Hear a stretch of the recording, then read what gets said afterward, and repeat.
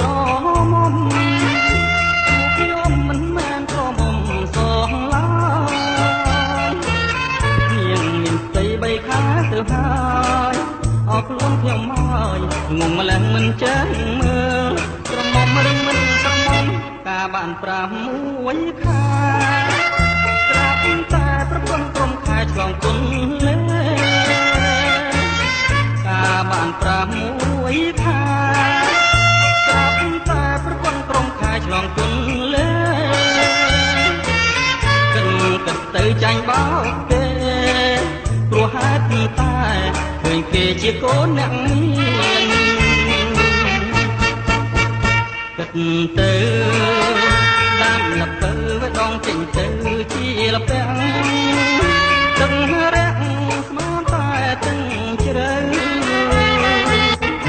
អូនគេគ្មានឪសាំតែឥឡូវយកឯងធ្វើឪវាឃើញនឹងភ្នែកច្បាំងហើយលោកអើយនឹងហើយស្អីមកបណ្ដឹងប្រុស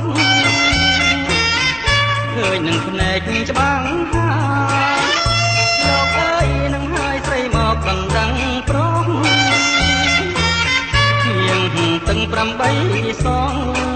ខ្ញុំខំអងហើយចុះទ្រាំទៅ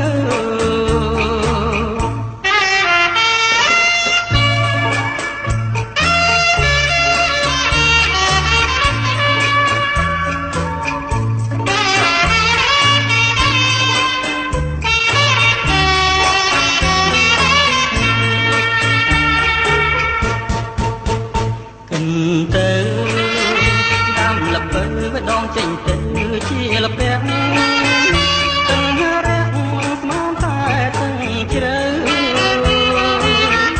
អូនគេគ្មានឪសាំតែឥឡូវយកឯងធ្វើឪវាឃើញនឹងភ្នែកច្បាំងហើយលោកអើយនឹងហើយស្អីមកដណ្ដឹងប្រុសឃើញនឹងភ្នែកច្បាំង